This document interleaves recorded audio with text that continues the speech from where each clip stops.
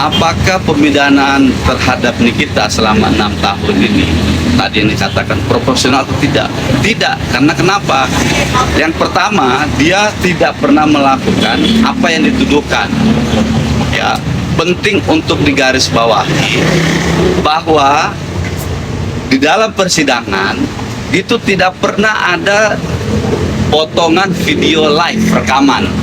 Teman-teman media mengikuti persidangan ini dari tahun kemarin, ada nggak diputar di persidangan potongan video live? Ada nggak? Nggak ada. Selama saya saksikan, tidak pernah ada potongan video live yang diputar di pengadilan yang narasinya menjelek-jelekan Reza Gladys. Yang ada adalah screenshot. Nah, makna bukti rekaman video itu berbeda dengan screenshot. Kalau rekaman kan audio visualnya kan ada, gambarnya kelihatan, suaranya jelas, siapa yang ada di dalam video itu pasti terlihat. Nah, ini tidak pernah dihadirkan, diputar dalam persidangan, sehingga kami memandang kok tiba-tiba di dalam putusan Judek Fakti dan Judek Juris dicantumkan ada potongan video rekaman live di akun TikTok Nikita Mirzani gitu. Dari mana fakta ini? Nah, fakta yang keliru ini kemudian diambil alih oleh kasasi Judek Juris, dipertimbangkan memenuhi unsur dari pasal 27 itu. Bagaimana logikanya ya? Orang yang tidak pernah orang yang tidak pernah melakukan live, pertama itu Nikita tidak pernah live di persidangan juga sudah disampaikan Nikita, saya tidak pernah live menjelek-jelekan atau menarasikan yang jelek tentang Reza Gladys. Sudahlah itu tidak ada, tapi tiba-tiba ada potongan videonya gitu loh. Potongan videonya pun tidak diputar di persidangan. Nah, bagaimana orang bisa dihukum tanpa adanya barang bukti atau alat bukti yang sah? Kita waktu itu kalau dihadirkan di persidangan, tentu kita akan memverifikasi data video ini didapat dari mana, apakah metadatanya sesuai dan lain sebagainya gitu. Apakah ini sudah diuji secara ilmiah? Ini nggak ada, tapi tiba-tiba muncul di putusan Judek Fakti dan Judek Juris atau pengadilan tingkat pertama, banding dan kasasi gitu. Nah, kemudian apa?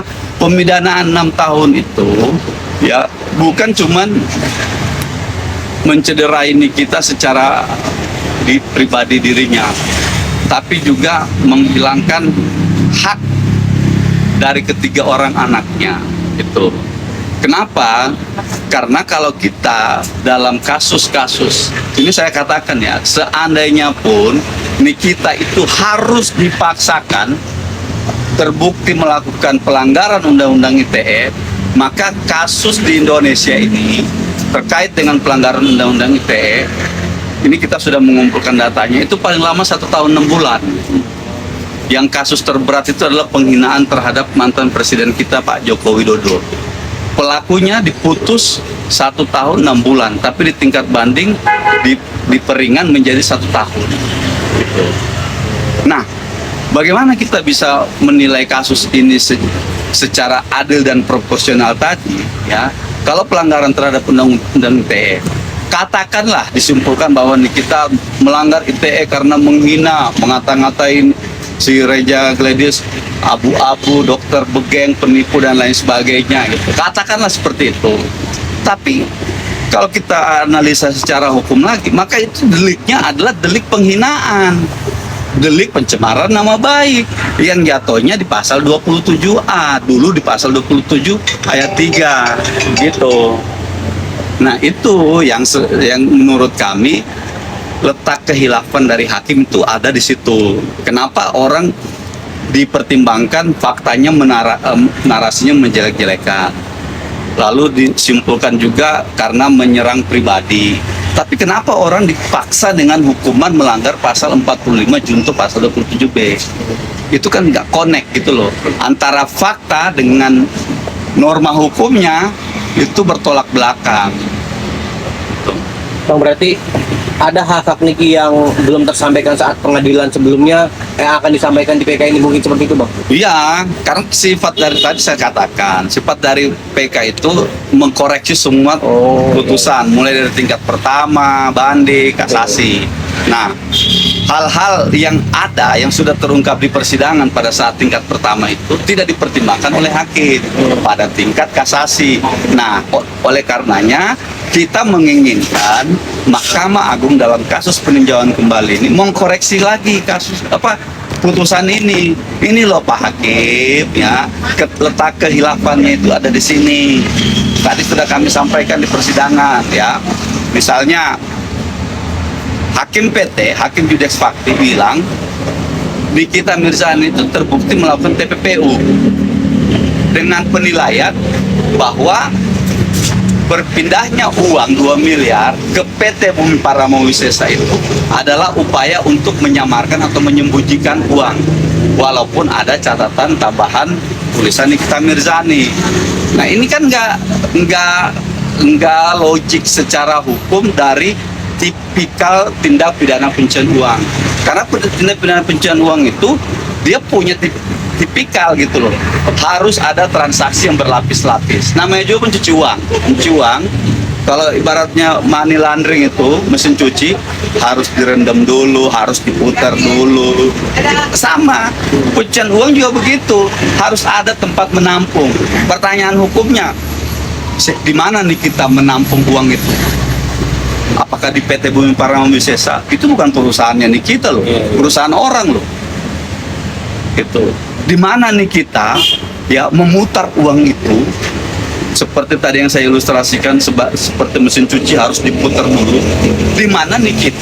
Di mana letak atau fakta yang menunjukkan bahwa ada perbuatan Nikita yang melakukan transaksi berlapis-lapis dengan cara memutar uang itu?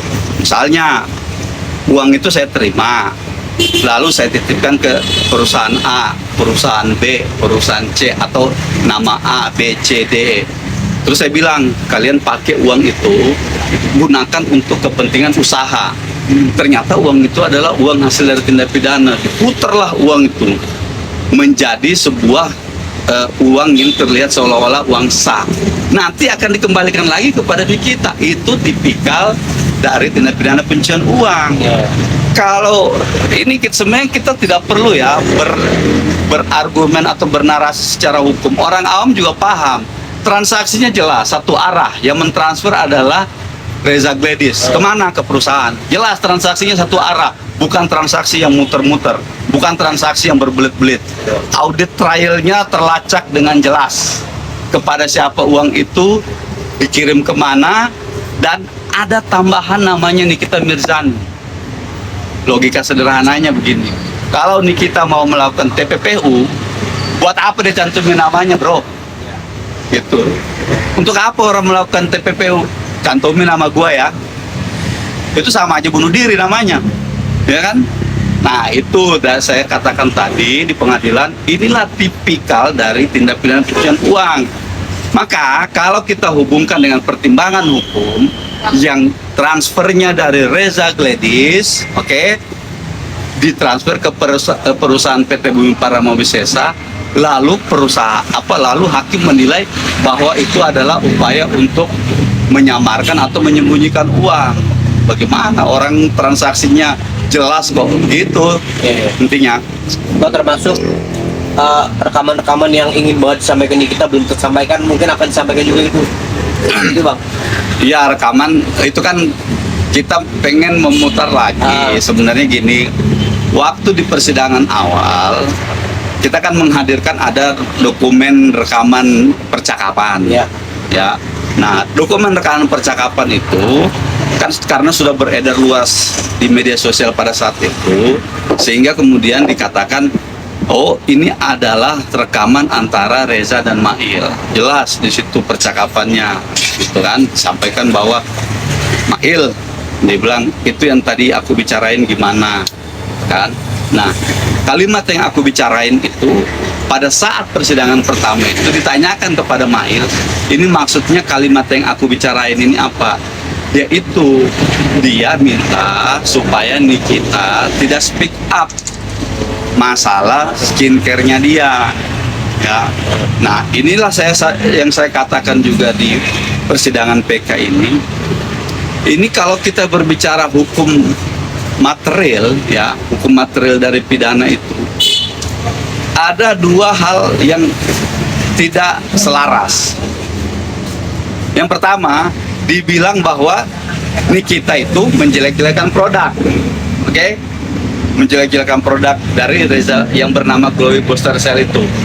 Yang kedua, di persidangan itu tidak masalah produk saya, yang masalah adalah terkait dengan bahwa Nikita itu sering menjelek-jelekan saya, bukan menjelek-jelekan produk. Artinya apa? Artinya yang harus kita pakai adalah fakta persidangan, menjelekkan fisik. Kenapa nih kita dihukum menjelekkan produk gitu loh? Ya abu-abu gitu. Iya, jadi fakta persidangan bilang bahwa ini adalah menjelekkan fisik, ya, dengan cara tadi itu ya, mengata-ngatai dokter abal-abal, ya kan, dokter beruntusan, abu-abu, ya kan? Teman-teman media kan masih ingat juga pasti itu. Nah, tapi dia dihukum, Nikita dihukum melanggar pasal 27B, ancaman membuka rahasia. Sementara di persidangan tidak ada rahasia. Apa sih rahasia dari produknya itu? Produknya apa rahasianya? Rahasianya karena dia takut kalau produknya itu masih diperjualbelikan padahal tidak punya izin edar. Itu yang dia takutin. Maka lalu dia mencari Nikita, jangan speak up. Itu kan fakta di persidangan. Tapi kenapa fakta itu tidak diuraikan dalam pertimbangan tingkat pertama, banding dan kasasi? Berarti dari dugaan laporan pencemaran yang baik menjadi TPPU itu hal yang aneh Bang ya? Ya aneh, ya namanya dari awalnya dia itu didakwa dengan dakwaan. Jadi saya uraikan begini Penghinaan dulu, ya, Bang, ya? biar jelas dulu ya. Dia pertama didakwa dengan dakwaan pasal 27B. Ya. Pasal 27B itu berkaitan kalau di KUHP yang lama itu adalah pasal 369 KUHP yang lama gitu. Nah, apa delik intinya? Delik inti dari pasal itu adalah mencari keuntungan, dalam tanda kutip pemerasan. Mencari keuntungan itu dengan cara melawan hukum. Nah, tapi yang harus kita buktikan terlebih dahulu apa isi ancamannya. Gitu loh. Nama pasal 27 itu ancaman ini belum tersampaikan atau belum terpublikasi ke orang gitu. Nah, misalnya kita pakai SKB 3 menteri soal ITE itu, yang menjadi objek dari ancaman itu tidak boleh produk gitu loh, tidak boleh sebuah produk atau tidak boleh sebuah barang gitu. Itu dulu. Nah, dia dituduh membuka rahasia terhadap produk namanya Glowing Booster Cell. Lalu di persidangan apa? Ditanya, apa ada rahasia dari ini sehingga Anda merasa diancam atau merasa terancam? Yang belum terbuka ya dari produk ini apa? Gitu. Tidak ada masalah, kata si Reza Gladys. Oh, tidak ada masalah. Nah, lalu masalahnya apa? Masalahnya karena saya dijelek-jelekan sama Nikita. Iya kan begitu. Karena saya dihina sama Nikita. Nama baik saya tercemar. Gitu kata Reza Gladys. Lalu apalagi masalahnya? Sudah itu doang. Berarti dakwaan ini dakwaan apa? Dakwaan nggak jelas dong. Nikita ini bukan dituduh melanggar pasal 27A. Tapi dia dituduh melanggar pasal 27B gitu. Nah, itulah yang diabaikan oleh hakim tingkat pertama, banding dan kasasi. Maka kita minta kepada Mahkamah Agung dalam perkara memori peninjauan kembali ini untuk lebih teliti, lebih komprehensif menilai secara adil, jujur dan transparan terhadap permohonan ini. Oke Bang, terakhir Bang, berarti di sisa persidangan PK yang ada ini kemungkinan besar apakah ini kita bisa hadir, tetap mengupayakan atau gimana Bang? Kalau itu jangan tanyanya ke kita lah, yang karena Sebagai kuasa hukum Bang, berharap tapi Bang. kalau kami berharapnya majelis hakim itu bisa menghadirkan kita satu kali aja Kali di aja. persidangan, sekali aja di pemeriksaan di pemeriksaan ahli minggu depan.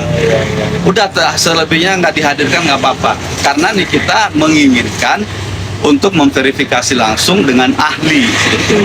Satu kali hadir cukup buat Satu kali hadir aja, minimal satu kali hadir. Kalau nggak mau dihadirkan di persidangan seterusnya nggak apa-apa. Tapi minimal pada saat pemeriksaan ahli, kami berharap ya hakim bisa menghadirkan Nikita ke persidangan di minggu depan. Mungkin itu juga bisa jadi momen buat kali kita bertemu dengan anak-anak. Ya mungkin itu juga salah satu momen bisa buat bertemu ya. Karena kalau misalnya dia kesini kan anak-anaknya bisa dibawa ke sini juga. Bisa jadi. Satu lagi sedikit, apakah bisa disimpulkan bahwa seluruh proses peradilan hari ini itu bisa disebut sebagai upaya pembungkaman Pak, terhadap kali kita yang memang di luar sebelum-sebelumnya memang cukup vokal gitu terhadap beberapa isu gitu. Itu bukan kata saya, tapi kata penilaian dari masyarakat khususnya yang ada di media sosial. Masyarakat itu menilai, kenapa sih nggak dihadirkan Nikita ke dalam persidangan? Lah kalau begini caranya, kita tidak percaya lagi, kata masyarakat ya, bukan kata saya. Masyarakat bilang kalau tidak dihadirkan, ini berarti kita bisa menyimpulkan tidak percaya dengan proses peradilan ini karena tidak transparan gitu. Tapi kalau dari sisi kami, ya semua ada di kewenangan, ada di majelis hakim. Kami hanya bisa mengupayakan apa yang menjadi hak kami di dalam hukum akan kami gunakan, termasuk tadi hak kami untuk meminta kepada hakim menghadirkan kita. Soal dapat dihadirkan atau tidak itu sepenuhnya menjadi kewenangan majelis hakim. Oke. Oke, terima kasih abang-abang tim acara ini kita bisa nih. Assalamualaikum. Salam. KUHP diartikan oleh beberapa pakar hukum bahwa pemidanaan ini sifatnya lebih condong ke pembalasan, ya. Tapi KUHP yang baru itu adalah sifatnya bukan cuma sekedar itu saja, tapi harus penjatuhan hukuman terhadap seseorang itu harus berdasarkan pidana yang proporsional. Proporsional itu artinya begini, KUHP baru, semangat KUHP baru itu bukan lagi semangat untuk menghukum orang, ya. Tapi semangatnya adalah semangat untuk merestitusi atau memulihkan kerugian dari korban itu sendiri. Oke. Yang kedua yang harus dilihat tadi berkaitan dengan pertanyaan itu,